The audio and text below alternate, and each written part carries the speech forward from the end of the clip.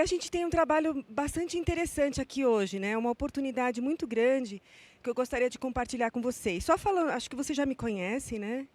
Eu pesquiso sobre governança corporativa, governança de investimentos das entidades fechadas de previdência complementar. Também atuo junto às pessoas físicas, no processo delas identificarem planos de previdência, formas de investirem para o futuro, explicar o que são os planos de previdência e trazer, obviamente, apresentar as vantagens da previdência complementar fechada. Eu sou uma grande estimuladora para mostrar os canais de vocês através do site da Longeviprev, em que eu sou cofundadora com o Fábio Jambiagi, que a gente tem um prazer muito grande de estar realmente divulgando os nossos artigos, desenvolvendo cursos e palestras. E nesse momento aqui, como colega de vocês, porque eu também atuei durante um tempo grande aí com gestão de investimentos no Banesprev, ali sobre a batuta do Jarbas, né, do Dr. Jarbas. Então, eu tive a honra de aprender muito com ele. Na verdade, o Jarbas eu já conheço há um tempo, quando ele era advogado lá no Banespa, no antigo Banespa, porque eu também fui concursada lá. E depois, Santander, onde eu tive a oportunidade de trabalhar no atacado, desenvolvendo produtos estruturados para vocês, para os fundos de pensão. A lei, na época, era 3121, não sei se vocês lembram, falar igual o Karnal, se vocês lembram de alguma lei antes disso, né? De alguma resolução antes disso, certamente vocês também têm quilômetros rodados, né? E ali eu me apaixonei pelo segmento e fui trabalhar com vocês. Antes disso, eu também fui trabalhar em empresa, na JSL, coordenando o projeto de abertura de capital, porque foi assim incrível, enquanto eu trabalhava num banco, estruturando produtos para investidor e para empresas, eu fui trabalhar lá do lado do empresário, como ele gera valor, né, através da atividade dele, como ele emprega pessoas, paga tributos, e o mercado de capitais como grande oportunidade para a alavancagem dessas empresas. E depois disso eu fui para trabalhar no Banesprev, eu tive a honra de ser convidada por um diretor eleito, era lá em 2008, antes da resolução que realmente renovou, na época era 4661, né? Lá em 2008, e trabalhei lá por um longo tempo, fiz o mestrado, onde eu identifiquei evidências do trabalho de vocês, né, enquanto investidor em empresas de capital aberto, e como o ativismo de vocês gerava valor nessas empresas. Então, tem evidências lá, esse estudo ganhou um prêmio, né, na época da ABRAP, da própria Previc, isso foi lá em 2012, e isso me estimulou bastante para continuar estudando governança, onde eu fui fazer o doutorado na FE, com o projeto de explicar como que essas organizações, esses investidores institucionais, estão organizados internamente e o que diferencia esses investidores dos outros no processo de criação de valor, ou melhor, no retorno dos investimentos, dos recursos que eles arrecadam dos patrocinadores e dos seus participantes. E eu também encontrei evidências positivas, né, e fortes, né, a respeito da capacidade das decisões do colegiado, do assessoramento, né, e por isso que eu estou trazendo essa mensagem aqui para vocês. Acho que eu só trouxe essa introdução aqui para explicar um pouquinho por que eu sou interessada aqui e como eu posso ajudar vocês, né? Hoje eu atuo também como especialista da Uniabrap.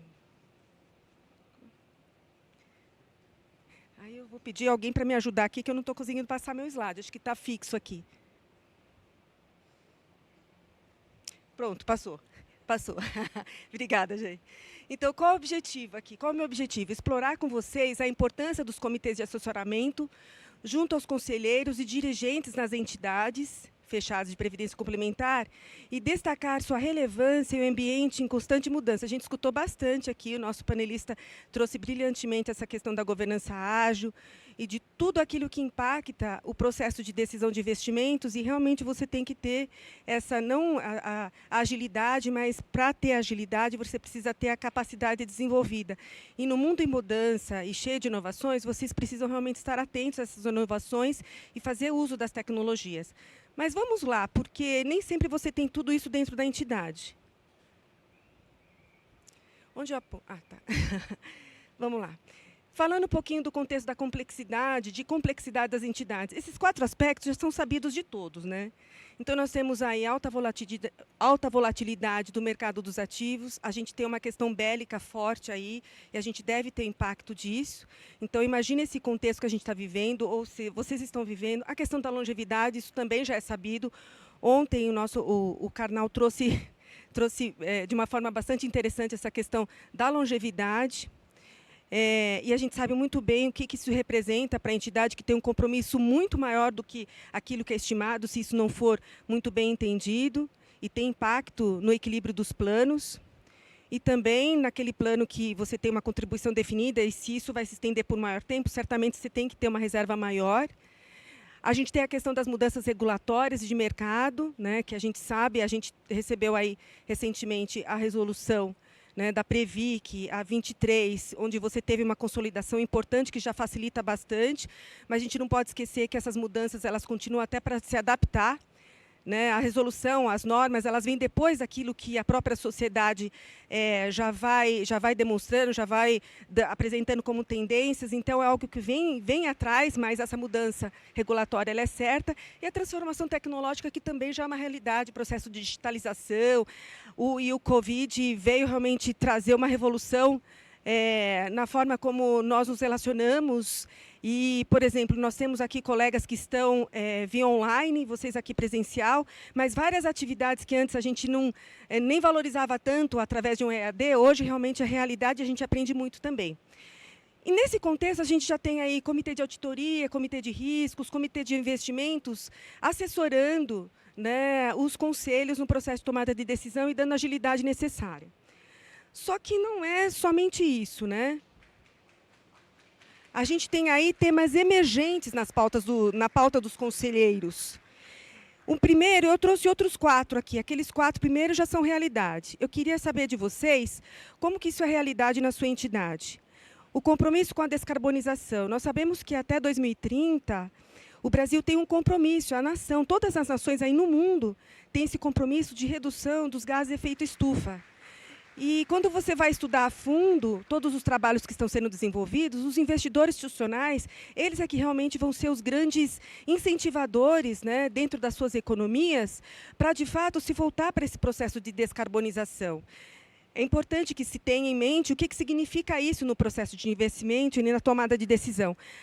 Nós precisamos compreender os benefícios da diversidade em todos os aspectos, né? Seja de gênero, de idade, enfim, aspectos que nos diferenciam, que, na verdade, trazem a oportunidade de nós pensarmos diferente. Então, é algo, como que está isso sendo encarado na sua entidade? A questão do uso da inteligência artificial. Ontem também foi colocado sobre isso, a própria apresentação do canal, não sei se vocês observaram nas fontes que ele apresentava, ele disse, olha, isso daqui, essa imagem aqui foi através de inteligência artificial. Como a inteligência artificial, dentro do contexto de transformação digital que nós falamos no primeiro slide, ela tem impactado a sua entidade? Como é que a sua equipe tem se preparado, tem lançado mão dessa tecnologia? Antes disso, como as pessoas estão capacitadas para julgar, para avaliar, para criticar esse instrumento tão importante? Né? Como é que eu utilizo isso? E depois, obviamente, a gente tem a questão da elevação de riscos cibernéticos. Eu tive a oportunidade de conhecer o empreendedorismo lá em Israel. E eles vivem numa situação assim, realmente desafiadora e estimuladora para novos negócios, porque eles não têm a água que nós temos aqui, também não tem como vender, mesmo no mercado interno. A população é pequena para consumir os produtos deles, tecnológicos, e em volta vocês também sabem como é esse difícil. E o negócio deles é olhar para fora. Só que esse momento atual, além de muitos jovens que trabalham nas empresas de tecnologias estarem lá no front, também tem essa questão do risco cibernético que se aumenta lá. Se isso já era grande, agora é muito maior, e não só lá, mas no mundo inteiro. Como é que a sua entidade está preparada? Né? Quais são as contingências se acontecer uma situação como essa? Aí nós temos o que a gente já tem observado, são comitês de sustentabilidade, de riscos cibernéticos. Tá. Por fim, então, o papel dos comitês de assessoramento é uma prática de governança corporativa, né, que foi muito bem colocado. Com relação, eu recomendo fortemente a vocês conhecerem e baixarem os códigos, o código do IBGC, a sexta edição, onde você tem ali os princípios, e é muito mais principiológico do que de regras ali, vale a pena vocês conhecerem também. Mas o papel dos comitês de assessoramento, além de complementar a experiência interna dos senhores, porque é muito rica, dos senhores e das senhoras, elas também, os comitês, eles capacitam a entidade a enfrentar com sucesso os desafios emergentes e a tomar decisões fundamentadas em um ambiente de constante mudança e cada vez mais digital. E como vocês vão conseguir isso? Através de especialistas. Não necessariamente vocês precisam ou devem ter todas essas capacidades para tomar decisões ágeis. E aí que entra esses comitês de assessoramento. Cada vez mais as pessoas, é exigido das pessoas que elas se especializem, que elas estudem, que elas desenvolvam novas habilidades. Acho que tá. E quais são as principais vantagens de fazer uso, então? Né? É o acesso à expertise em áreas específicas que não estão disponíveis internamente, antecipação e gerenciamento de riscos emergentes, como os que eu falei para vocês, a questão bélica agora, como é que fica? Como é que vão ficar os mercados? Com essa questão da descarbonização, como é que fica a minha carteira? Né? A fundamentação nas decisões e conformidade legal para a proteção dos senhores, o ato regular de gestão. Foi bastante abordada a adaptação às estratégias de mercado, às questões de mercado, e sempre transparência e elevação da confiança. Para quê? Para a gente poder, de fato, fazer com que a Previdência Complementar fechada ela ganhe espaço e ela tem total condição, e somente a transparência é que vai conseguir, de fato, atrair essas pessoas a compreender as vantagens da Previdência Complementar fechada. Agora, é obrigatório, né, você ter comitês de assessoramento? O que é obrigatório hoje? A gente tem um comitê de auditoria, né, então isso é uma obrigação das S1, né, eu trouxe aqui a legislação para vocês também. Você também tem a questão do comitê responsável pela gestão de risco, se você não tem o administrador, alternativo administrador responsável pela gestão de riscos, né, de investimentos, de forma segregada do AETQ, isso é obrigatório ali para as S1. E também, o que fica claro é que a gente tem ali, desde 2004, a CGPC 13, que é incrível, né? Assim, eu sou apaixonada por essa resolução, que ela, de fato, é um marco regulatório da governança das entidades fechadas de previdência complementar, que trata do assessoramento técnico, que poderão ser criados pelos órgãos estatutários, mas diante da complexidade da entidade e daquilo que é necessário para o funcionamento da sua entidade, dadas as suas características. Agora, vale seu uso numa entidade de menor porte? Para eu trazer esses slides aqui para vocês, gente, eu conversei com bastante gente. Sabe, procurei entender o que essas pessoas acham, como é que elas entendem, como é que elas veem isso. Eu escutei muita gente falar assim, tem custo, porque você tem gente independente, vale isso para a entidade? Bom, e para essas que são de grande porte, será que realmente existe uma complementariedade? Será que elas não têm? É uma questão até polêmica estar trazendo aqui para vocês, mas eu ouso para reflexão. Então, nós temos as entidades que têm, pelo porte e complexidade, têm a obrigatoriedade de ter esses comitês de assessoramento. Como essas entidades já são estruturadas até internamente para a tomada de decisão, né, para apoiar conselheiros eleitos ou que são indicados pelo patrocinador, enfim, pelos próprios participantes. A gente tem muito a aprender com essas entidades. Só que a realidade é que nem todas têm internamente todas essas capacidades. Então, vale o uso em entidade menor, que não tem o porte de complexidade? O fato é o seguinte, aquele participante no meio de 1.000, ele também recebe, da mesma forma, de um participante no meio de milhares de outros, de uma entidade grande. Ou seja, eu tenho a responsabilidade de gerar valor para esse participante, que é um indivíduo numa entidade e outro indivíduo numa outra entidade. Eu não posso, o fato de eu ser uma entidade maior não significa que eu vou dar uma rentabilidade maior, o que eu tenho que dar. Na verdade, as duas, a de menor e a de maior. Como que a de menor também está estruturada? No meu entendimento, até onde eu pesquisei, essa entidade, ela que precisa muito mais desse assessoramento. Tá? Exatamente porque ela não tem todos os fatores internos e ela pode contar com esse apoio. Ou seja, o propósito dessas entidades é o mesmo, pagamento de benefícios. A estrutura interna, de verdade, ela é limitada ao porte, complexidade. Muitas vezes, os seus profissionais eles são emprestados da patrocinadora para estar internamente, às vezes nem fisicamente contam com esse espaço para poder desenvolver essas atividades. Mas precisam tomar decisões, e decisões estratégicas, e no dever de fidúcia. Como que essas decisões elas são tomadas? Antes disso, tem processo. E no processo você tem reflexão, você tem levantamento de dados, você tem vários tipos de decisão, né, de decisões que são tomadas num colegiado, qualquer que seja a entidade. Como que essa entidade de menor porte, ela realmente está preparada para tomar aquela mesma decisão? Qual é a mesma decisão que todas têm que ter dentro de um plano? Não digo qual que é a principal, mas uma que é básica de todas. A política de investimentos. Como que um conselheiro de uma entidade, né, grande, que tem toda a estrutura, ela toma a decisão, e aquela que não tem a estrutura que gostaria de ter, né, que existe essa realidade. Como que essa menor está preparada para tomar as mesmas decisões dentro de uma resolução que permite a diversificação de investimentos e os riscos são os mesmos? Pense na carteira de vocês individualmente. Como é que vocês tomam a decisão de investimento? Como é que está a alocação de risco de vocês individualmente? Como que vocês se aconselham? Agora, quando eu tenho 1, 2, 3, 100 participantes, dependendo da minha decisão, como essa decisão é tomada? Eu vou cumprir? Ou eu vou, de fato, eu vou cumprir um rito, aquilo que a legislação me diz? Como eu vou buscar, de fato, o resultado que essa pessoa espera? E lá na frente? Né, ela acompanha um plano CD, a gente tem que estar demonstrando ali mês a mês, e tem que demonstrar e ter simuladores. Você certamente conta com parceiros no dia a dia, mas na tomada de decisão, como ela funciona? Então, há valor. Então, eu queria reforçar a vocês que há evidências de impacto positivo em desempenho das entidades com a prática de comitês de assessoramento. Essa evidência foi um trabalho que eu mesma desenvolvi na FEA, né, esse trabalho é publicado, eu já apresentei num congresso aqui, eu vou continuar com outras características que eu tenho observado, então eu estou dizendo, afirmando a vocês com relação a essa evidência. Aqui é só mostrar que esse estudo ele foi feito com 41 fundos de pensão, controlando o porte, complexidade deles.